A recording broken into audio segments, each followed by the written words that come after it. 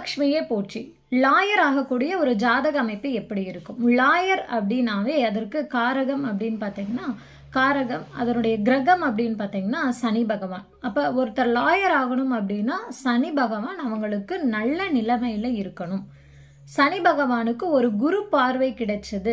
சனி பகவானும் குரு பகவானும் ஒன்றுக்கொன்று பரிவர்த்தனை ஆகி நல்ல நிலைமையில இருக்காங்க அப்படின்னா அவங்க லாயர்ல நல்ல ஒரு ஹை பொசிஷன்ல நல்ல ஒரு இதில் ஒரு ஜட்ஜ் ஆகக்கூடிய அமைப்பு, அது கூட சூரியனும் சம்பந்தப்பட்டுருச்சு அப்படின்னா ஜட்ஜ் ஆகக்கூடிய அமைப்பு கூட இருக்கு.